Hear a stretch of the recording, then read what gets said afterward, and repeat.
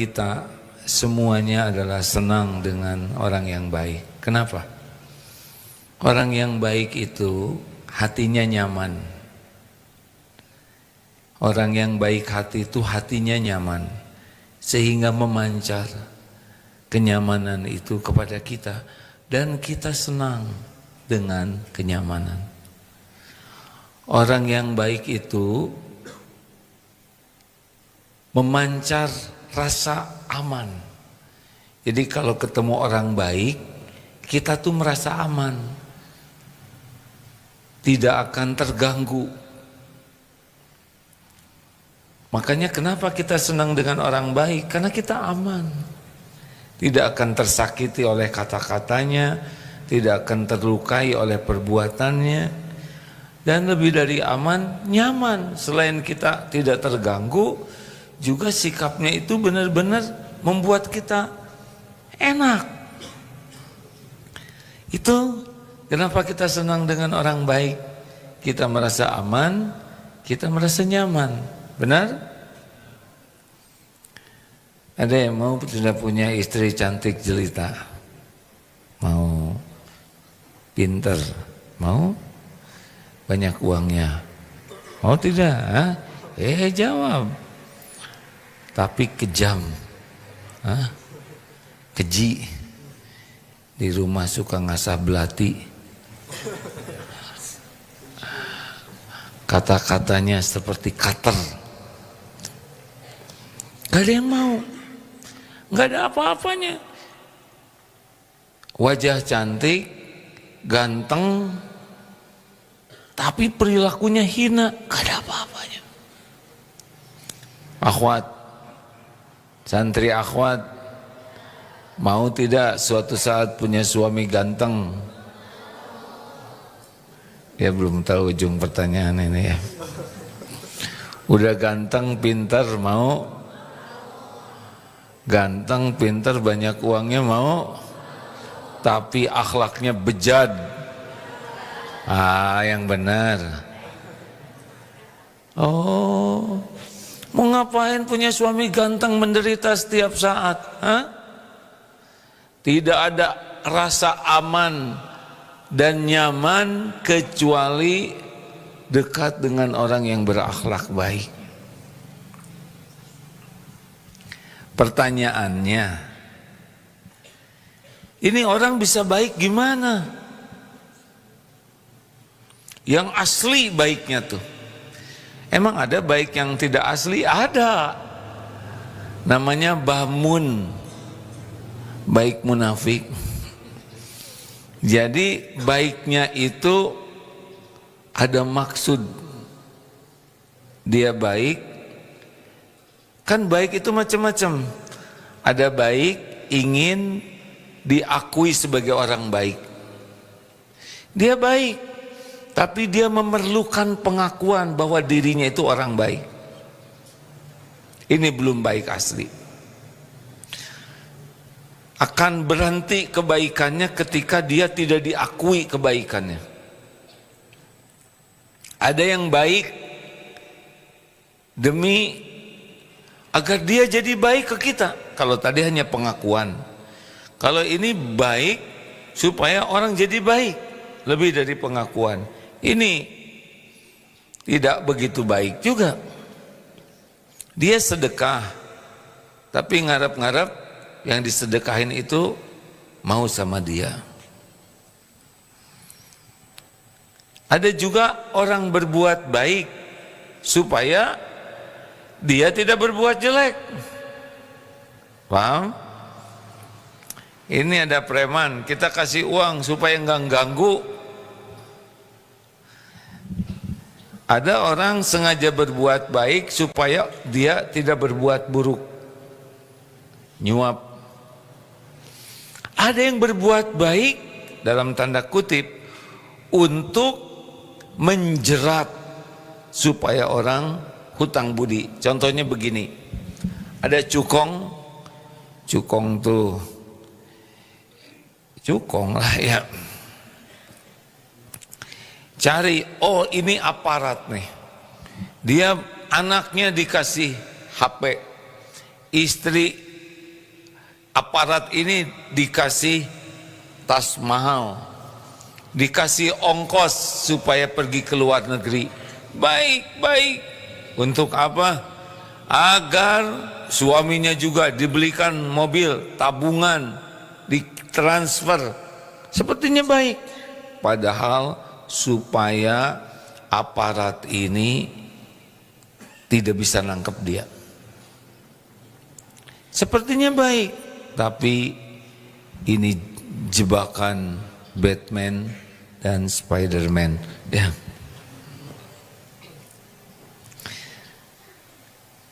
Yang baik asli yang bagaimana? Hanya memberi, tak harap kembali, bagai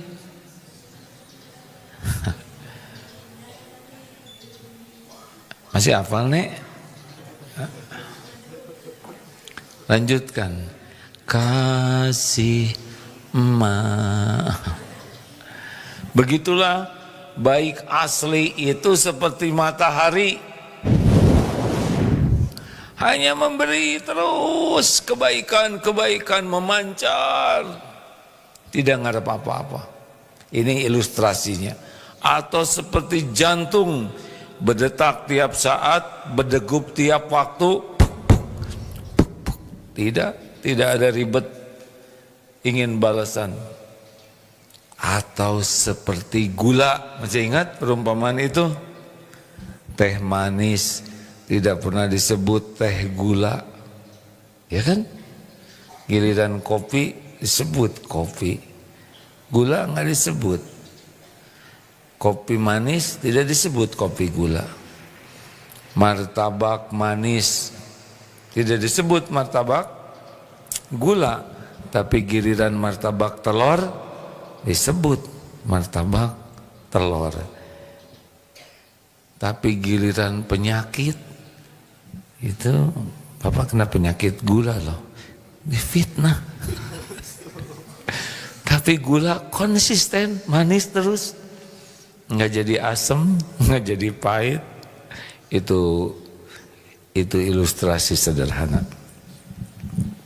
Jadi orang baik asli itu adalah kalau kebaikannya itu ikhlas, hanya cari keridhaan Allah. Hanya ini yang bisa membuat orang baiknya itu baik sampai ke lubuk hati yang terdalam. Orang yang ikhlas itu orang yang menikmati kebaikannya diterima oleh Allah. Orang mau tahu, mau tidak, mau berterima kasih atau tidak, mau mengakui kebaikan kita atau tidak, mau balas budi atau tidak, itu udah enggak dipikir, itu bukan kaplingnya. Jadinya orang-orang yang ikhlas tuh udah baiknya tuh baik yang dalam dan konsisten, istiqomah. Kalau baik yang kurang ikhlas, dia tidak menikmati kebaikannya karena dia nunggu-nunggu kebalasan dari orang. Kalau orang kurang ikhlas, dia akan mudah berhenti dari kebaikannya.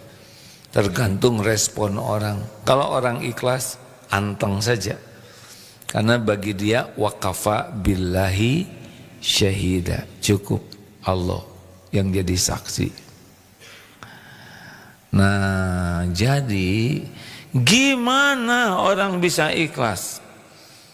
Makanya orang baik asli itu kata kuncinya adalah iman. Orang kalau kuat imannya, udah. Tingkat kebaikan seseorang tergantung tingkat keimanan. Makin kuat iman, al-mu'minul qawwi khairun wa ahabbu ilallah minal mu'mini dhaif. Makin kuat iman, makin baik dalam segala hal dan makin dicintai Allah. Jadi adik-adik, hei santri akhwat, kalau mau punya suami, cari suami yang kuat imannya, baru bisa bahagia. Yang berbuat baik ke istrinya itu mesti baiknya tuh baik asli. Ini bertahap ya informasinya nih ya. Tadi pengen yang baik, pengen yang imannya kuat. Sama ini Raden juga ya. Mau punya istri rupawan, ulangi lagi nih. Tetap menyebut nggak takut terkabul. Pintar, banyak uangnya, tapi akhlaknya mulia. Tapi imannya kuat. Mau? Bagaimana orang bisa kuat iman? Apa cirinya? Orang kuat iman ada dua cirinya dalam kehidupannya tuh. Sudah tahu belum? Satu, semangat memahami agama dengan benar. Karena pupuk iman adalah ilmu. Jadi kalau orang tidak pernah mau datang ke majelis taklim, tidak mau belajar agama, tidak mau kumpul-kumpul dengan orang yang paham, terus iman datang dari mana syariatnya? Karena iman itu pintunya adalah ilmu. Jadi kalau mendengar iman, langsung yang kebayang itu ilmu dulu. Rasulullah SAW bersabda, man yuridillahu bihi khairan yufaqihu fiddin. Barang siapa yang dikehendaki Allah kebaikan baginya, Allah pahamkan agama. Ini mungkin Pak Prabowo nyimak enggak ya? Pak Presiden mungkin lagi pening ya. Kok ya ada komplain ini, komplain itu, aparat yang begini, ada yang menodai anak umur 6 tahun padahal masuk akademi pendidikannya, jenjangnya tinggi sampai pangkat. Kenapa jadinya seperti ini? Atau di bagian lain pendidikan di mana-mana, kenapa susah berubah? Ini pintunya. Sampai sejauh mana pendidikan keimanan di negeri ini jadi prioritas. Sepanjang belum bisa serius mendidik keimanan, gimana orang kenal ke Allah? Sekarang orang ada CCTV udah ngerem, tapi bagi yang punya iman tahu Allah maha melihat, maha menyaksikan, maha mendengar. Setiap perbuatan ada balasannya, ngerem dimanapun berada. Hanya kekuatan iman yang teguh yang membuat orang tidak korupsi, tidak berbuat hina, tercela, zolim, licik, hanya karena dia tahu Allah melihat dirinya. Setiap perbuatan dicatat dan dibalas, bakal kembali ke dirinya. Makin yakin, makin kuat rem untuk tidak berbuat maksiat. Tapi itu ada negara kau tidak beriman, tidak korupsi, ya itu baik. Tetapi ada tapinya. Dia berbuat, tidak berbuat korupsi dan buruk bukan karena iman, karena budaya, karena malu ke orang. Kalau kita tidak berbuat jelek karena amal soleh, kita melebar, tidak stres hanya masalah uang. Ada orang yang di negara tertentu bagus tingkat korupsinya zero, padahal dia tidak kenal Allah atau tidak kenal iman karena budaya jujurnya di sana. Cuma itu tidak cukup untuk bahagia yang sesungguhnya. Karena kalau punya iman dalam segala hal kita akan bisa menjadi lebih baik. Oleh karena itu maaf ya santri, kalau tidak serius belajar memahami agama, Apa sih orang yang paham agama tuh yang bagaimana? Orang yang paham agama tuh cirinya dua. Satu, hatinya makin bersih. Dan yang kedua, ilmunya berwujud jadi amal yang nyata. Jadi ilmunya itu bukan hanya dipelajari, dihafal, tapi nyata dalam kehidupan sehari-hari. Ke dalam jadi bersih hatinya, keluarnya nyata itu ilmu tuh. Jadi kalau ingin tahu siapa nih yang paling banyak ilmunya di Darul Tauhid, gampang lihatnya. Jangan dengar hanya ceramahnya, bukan itu alat ukurnya. Tapi sejauh mana hatinya makin bersih dan sejauh mana ilmunya wujud jadi amal kebaikannya. Terus mau apa kita tahu sholat kalau tidak sholat? Ilmu sholat itu supaya kita sholat. Tapi apakah sholat saja cukup? Tidak. Karena sholat itu goalnya jadi bersih hati kita. Gimana kalau saya ngebersihin hati enggak sholat? Enggak nyambung juga. Karena satu paket ini harus ada dua-duanya. Innallaha la yanzuru ila suwarikum wa amwalikum walakin yanzuru ila qulubikum wa a'malikum.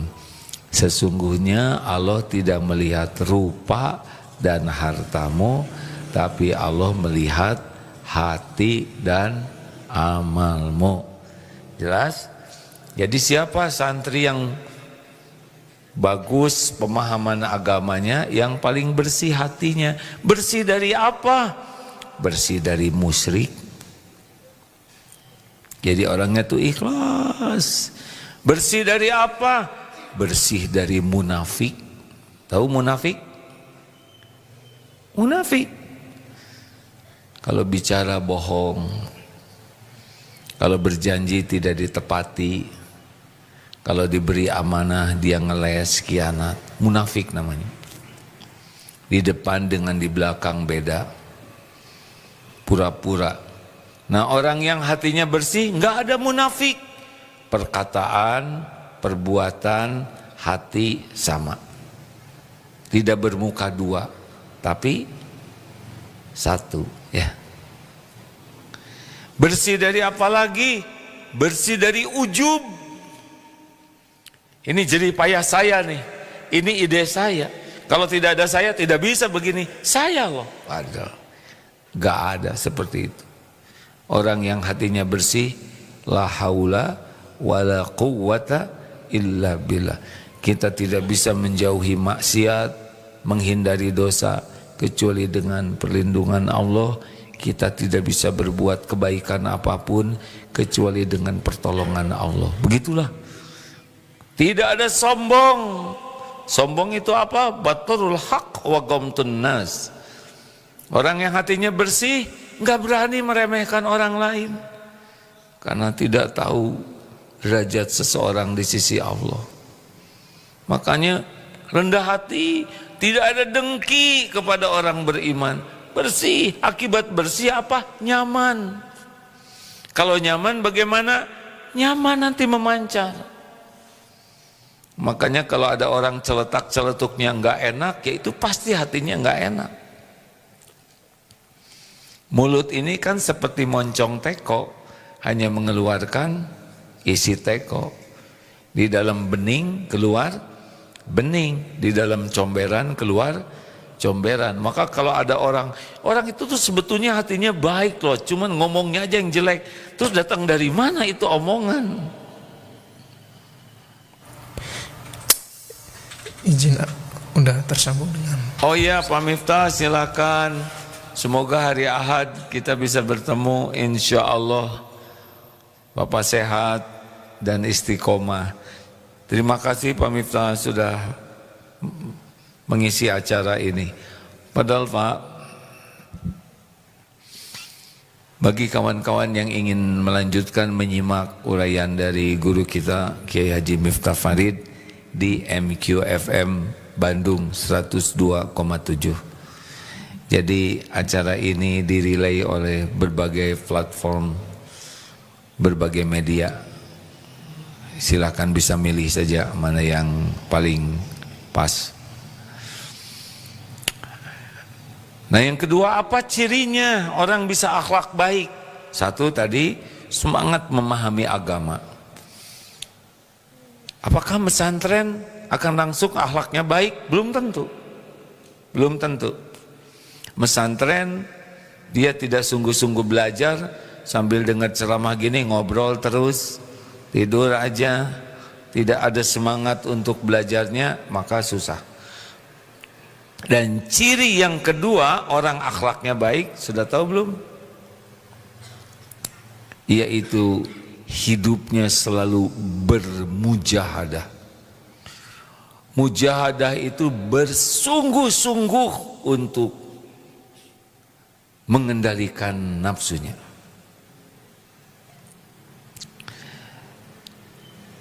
Karena nafsu itulah yang membuat orang rontok. Jadi dia tahu agama, kenapa dia tidak mengamalkan? Karena kalah oleh nafsu apa? Malas. Orang malas itu nafsu, hadirin. Kenapa kita tidak tahajud? Kalah oleh nafsu malas. Jadi malas mengamalkan ilmu itu bagian dari kita kalah oleh nafsu. Makanya orang yang mujahadah itu dapat ilmu, amalkan, dapat ilmu, amalkan. Ini makanya orang berubah. Dapat ilmu senyum, senyum, dapat ilmu sedekah, sedekah, dapat ilmu pungut sampah. Ini namanya mengalahkan, bermujahadah, mengalahkan nafsu. Apalagi ciri nafsu? Berlebihan. Itu bagian dari nafsu. Segini cukup, tapi pengen lagi, itu nafsu. Nah, orang-orang yang lihat tuh ya, koruptor itu dia greedy. Apa greedy itu? Rakus, serakah. Dia sudah punya gaji besar, tapi kalah oleh nafsu greedy-nya. Terus ngambilin harta, ngambilin terus. Padahal makin hari makin tua. Artinya apa makin tua? Artinya makin dekat dengan mati ya. Dia makin banyak yang dia curi, padahal makin dekat dengan perpisahan.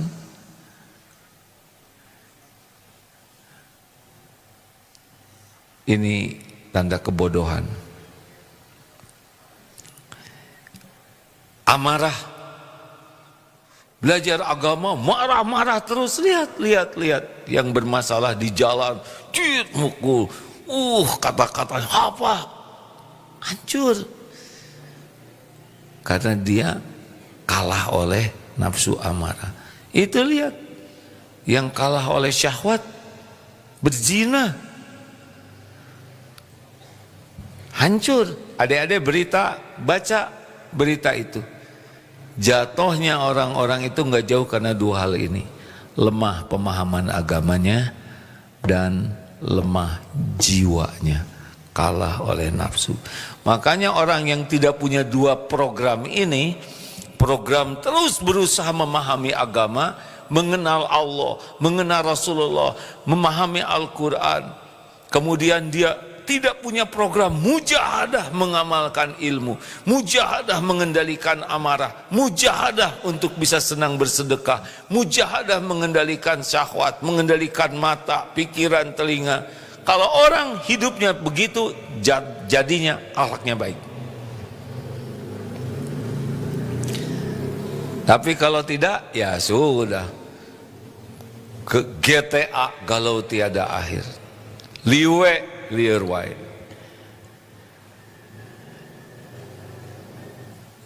Ngaco forever ya. Lalu begitu jelas akhwat kriteria calon suami. Ibu udah ya, ibu nggak usah mikirin ini karena ibu masa keemasan, udah yang ada aja ya. Aduh gimana ya, saya nggak bisa. Ya bu, ibu dari Pandeglang. Ini program apa nih? PMK angkatan yang baru. Angkatan berapa? Hah? 69? Alhamdulillah. Selamat datang santri baru. Alhamdulillah. Memang Darut Tauhid ini santrinya mulai dari penitipan bayi sampai bukan penitipan ini, nggak boleh gitu. Program masa keemasan ya. PMK itu bukan program menitipkan ketuaan, program masa keemasan. Selamat datang hadirin Bapak Ibu. Ini santri apa yang sebelah situ? Deki. Mana Deki, Cung? Daurah Kolbia. Alhamdulillah. Oh, ini santri Deki. Terima kasih. Apa Deki? Daurah Kolbia. Terima kasih, selamat bergabung ya. Ini pun pasti takdir Allah deh. Kalau ini gini ya, sering mengumpamakan begini. Sekali lagi beri contoh. Nih lihat, apa ini isinya?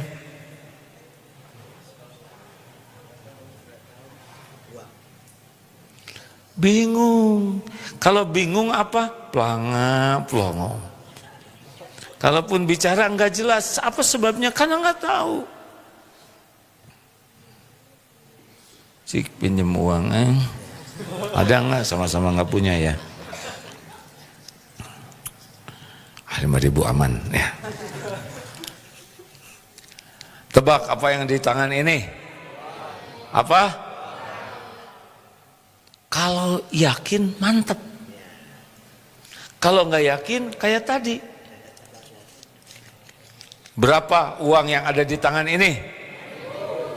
Anak-anak langsung ngacung. Belum waktunya dibagikan ya nak ya. Ini pinjaman. Makasih ya. Kalau yakin mantep. Kenapa yakin? Karena tahu. Udah lihat. Kalau nggak yakin pelanga pelongo. Sama hidup juga. Kalau yakin mantep. Rezeki Allah yang punya, Allah yang membagi, nggak ketuker. Apa yang untuk saya pasti ketemu saya. Apa yang bukan untuk saya nggak akan ketemu saya. Saya kerja keras, kerja cerdas, kerja berkualitas, kerja tuntas, kerja ikhlas adalah amal soleh. Perkara rezeki terserah Allah. Dikasih berapapun, saya bersyukur. Ditahan, saya sabar. Diambil, monggo. Enak. Gimana karirnya nggak ketuker. Apa yang untuk saya pasti kena, apa yang bukan untuk saya nggak akan dapat. Saya kerja bukan untuk karir, saya bekerja adalah amal soleh. Beres? Nggak akan ribet nyari rezeki itu. Nggak ribet. Jodoh, maaf ya Bu, ini untuk urusan yang muda-muda ya. Gitu, nggak apa-apa Bu. Maaf ya ngeganggu sepuh, padahal saya juga udah aki-aki hadirin. Ini rata-rata usia berapa? Bapak berapa? 78? Masya Allah Pak, saya jadi muda dong. Ibu-ibu yang paling senior berapa? Ibu lagi, tadi 62, sekarang 70-an. Oh yang lain. Terima kasih ya. Kita udah sama-sama senior.